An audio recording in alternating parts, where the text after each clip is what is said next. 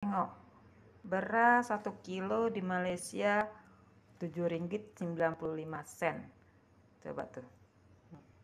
Beras di Malaysia dan di Indonesia, harga lebih mahal lagi beras di negara kita.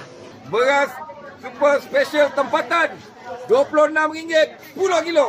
Anda tahu tak jenis-jenis beras yang ada di pasaran Malaysia? Jom sini abang nak tunjuk korang. Okey, ini adalah beras putih tempatan. Okey, beras putih tempatan dia punya label warna purple. Okey, yang ini beras putih import. Beras putih import dia punya label warna biru muda. Ingat warna-warna ni Okey, yang ini beras wangi. Beras wangi dia warna pink. Kan koyak sendiri, sok tahu sih. Itu beras impor sis, bukan beras tempatan kan. Nilai mata wang Indonesia iaitu rupiah baru-baru ni jatuh ke paras paling rendah sejak krisis kewangan Asia. Hati-hati loh, jangan sampai negara ini kayak Bangladesh.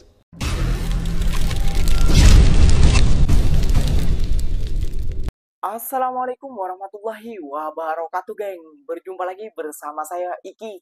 Gimana kabar saudara-saudara, sahabat-sahabat saya? Semoga kabar kalian selalu baik-baik saja.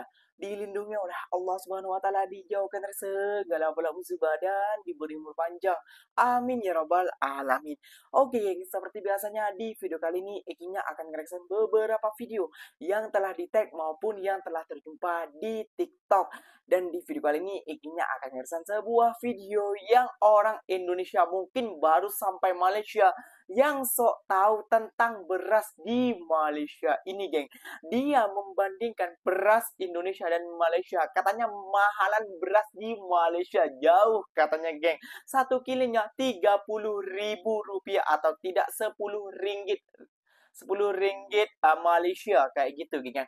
Namun dikasih koyak dan dibagi fakta oleh TKI Indonesia dan juga KPDN Malaysia geng, bahwasannya itu beras impor, itu bukan beras Malaysia. Nah makanya kalau tidak tahu tentang negara Malaysia, gak usah sok tahu dulu mengambil kesimpulan mahalan di Indonesia ataupun mahalan di Malaysia daripada di Indonesia kayak gitu ya kak ya. Di Malaysia itu udah dikawal geng harganya oleh kerajaan Malaysia.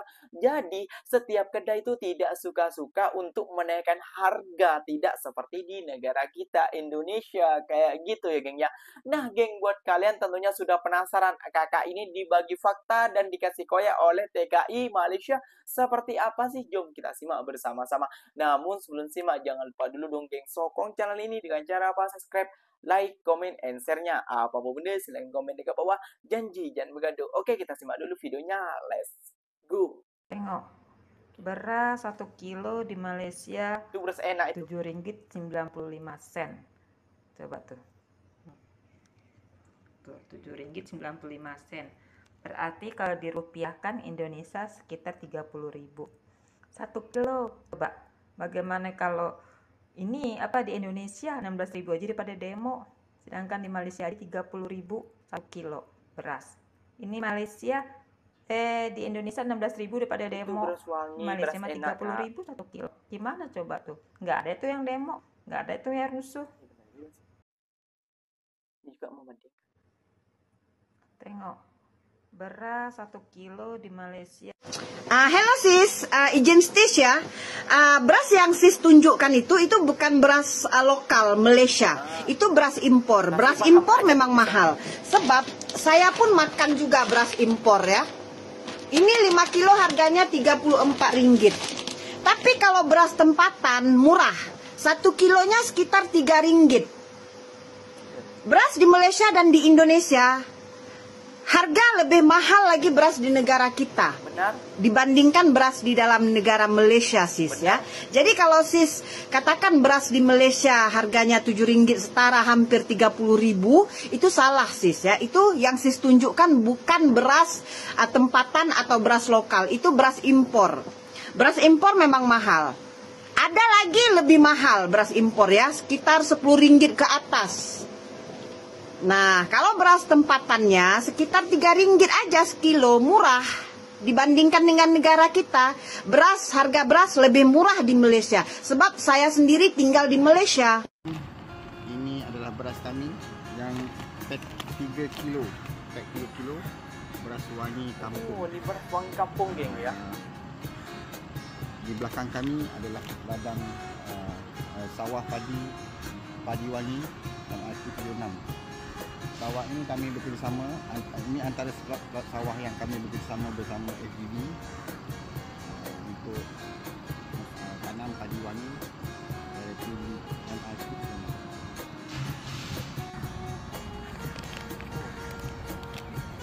Beras wangi 3 kg. RM26. Nah. 10 kilo. Ini beras tempatan. Cepat. 10 kilo. Beras tempatan. Beras super special tempatan dekat Port Klang banyak. RM26 10 kilo. Nampak? Ini lagi beras super special tempatan, nampak? Siapa cakap beras tak ada? Kat Port Klang banyak. Beras super special tempatan. RM26 10 kilo. Murah. Datang Ekon Safe Pandamaran. Sekarang 100. Anda tahu tak jenis-jenis beras yang ada di pasaran Malaysia? Jom sini abang nak tunjuk korang.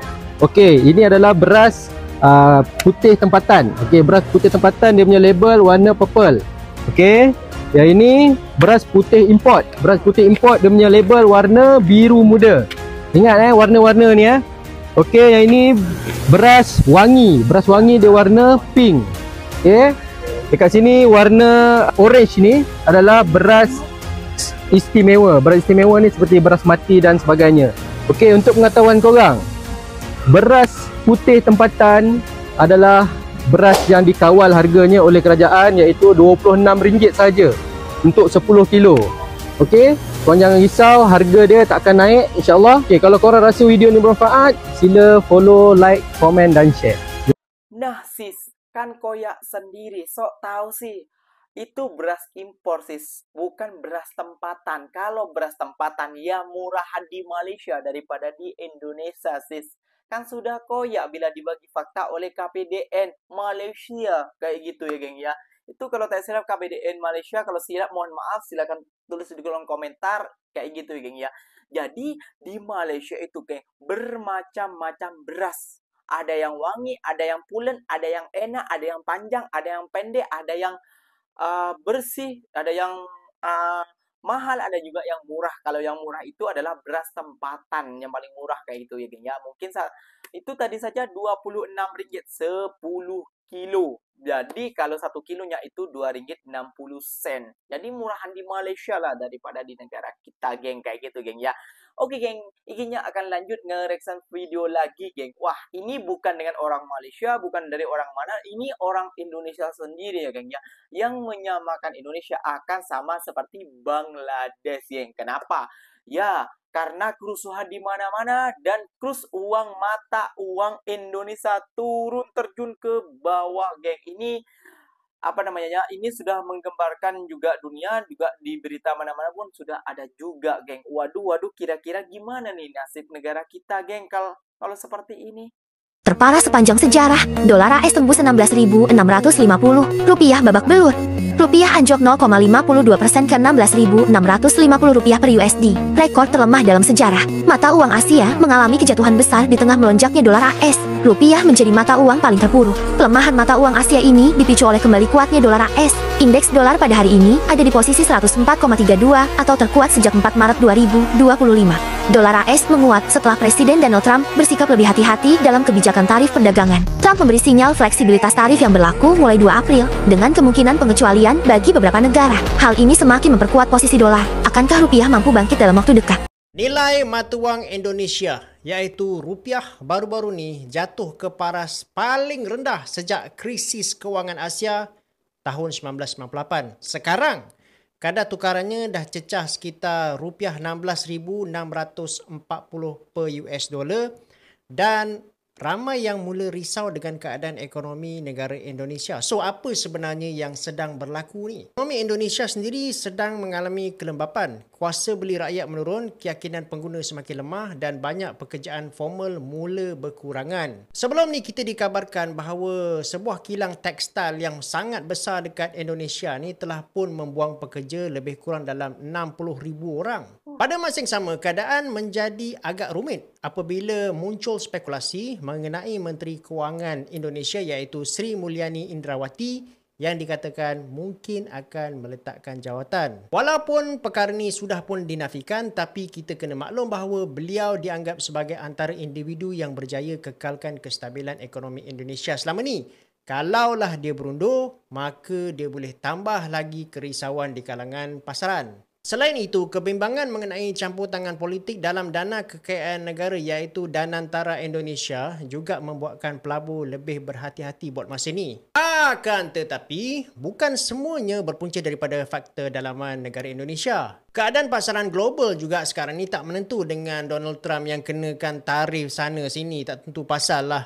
Bank Pusat Indonesia telah pun ambil langkah untuk stabilkan mata wang dengan campur tangan dalam pasaran forex. Apa yang bakal berlaku seterusnya, sama-sama kita akan nantikan dan sementara itu saya akan update korang perkembangan-perkembangan terbaru. Jangan lupa follow saya guys. Hati-hati loh. Jangan sampai negara ini kayak Bangladesh. Atau yang paling gampang, jangan sampai kita kayak dulu pernah mengalami juga. Soeharto kurang kuat apa bang? Kalau mau ngomong soal kuat tentang kekuatan segala macam kan. Soeharto lebih kuat. Lebih kuat. Jadi menurut saya, kalau tidak ada keberanian mereview belanja di masa lalu, bagaimana kita mau move on bang? Ya kan? Nah kan kalau ada keberanian mereview belanja di masa lalu, Presiden memimpin koalisinya yang besar ini, bicara hati ke hati dengan sesama pemimpin politik ini, bicara bahwa ini kita harus mencegah yang namanya krisis. Untuk mencegah krisis kita harus menunjukkan kepekaan dan sebagainya. Kalau semuanya bisa dibahas, oke deh, kita sekarang sama-sama sepakat deh, kabinetnya kita slimkan, program kita sesuaikan. Itu kan bang yang diperlukan. Oke. Jadi, tapi karena pemilu ini juga biayanya mahal, high cost ya. High cost, diperlukan kompromi, yang kompromi ini juga tetap membutuhkan. Saya dapat apa? Nggak bisa bicara gitu, kan nggak selesai kan? Tidak bisa mereview masa lalu. Nah, menurut saya ini pilihan. Oke. Kalau misalnya pilihannya seperti itu dan terus kita hanya berdoa saja mudah-mudahan ekonomi kemudian membaik gitu dengan sendirinya. Tapi kalau ekonomi seperti ini dan globalnya seperti ini terus dan kita tidak berangkat, pemerintah tidak melangkah keluar kurvanya, menurut saya ini soal waktu. Persis yang terjadi di Bangladesh nanti ya.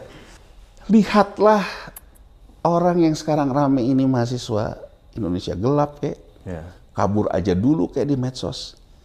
Pak Presiden Prabowo, lihatlah ini sebagai sinyal. Habis sudah geng. Buat netizen Konoha, jangan tutup mata. Orang Indonesia sendiri, orang pintar Indonesia sendiri mengatakan bahwasannya jangan sampai negara kita seperti Bangladesh yang dulunya netizen Konoha menghina Malaysia deh sekarang. Waduh, kenapa kita disamakan dengan Bangladesh padahal di Indonesia tidak ada Bangladesh kayak gitu. Ya, bukan tidak ada juga kayak gitu ya, gengnya banyak juga keturunan Indonesia mix Bangladesh yang TKI TKW berkawin. Yang mungkin nikah siri, yang nikah agama sah kayak gitu, terus anaknya tuh dipulangkan ke Indonesia. Ya, banyak juga tuh keturunannya. Jadi jaga ucapanmu saat menghina negara orang kayak gitu. Marilah kita apa yang bisa diambil dari video-video ini dan bisa kita pelajari dan bisa kita contohi hal-hal baik dari negara seberang kita kayak gitu ya geng ya. Karena negara kita sudah banyak simpang siurnya kayak gitu ya. Dari kabur aja dulu, Indonesia gelap, Indonesia kayak gini, Indonesia kayak banyak geng kasus-kasus yang belum terselesaikan. Jadi jangan dulu menyebut negara orang. Jadi kita harus belajar ke negara orang. Gak usah jauh-jauh ke Eropa, ke Korea, ke apa kayak itu terlalu jauh kan. Yang negara maju di negara jiran kita yang maju saja, kalian masa lewati. Kalian ngaco pikirnya kalau belajar ke US, ke Eropa dan lain sebagainya. Kalian ngaco. Negara Malaysia aja bisa jadikan kita cermin untuk kita ke depannya gimana negara Malaysia menyusun negaranya untuk para rakyatnya. Kayak gitu, geng. Nah, geng, mungkin videonya sampai di sini saja. Semoga video ini bermanfaat dan semoga kalian suka dengan video ini. Terima kasih banyak buat kalian yang like, comment, and share-nya. Ikinya pamit undur diri dulu. Bila tersilap kata, silahkan tinggalkan jejak di kolom komentar. Wassalamualaikum warahmatullahi wabarakatuh, geng. Berjumpa lagi tahu di mana di next video. Bye-bye.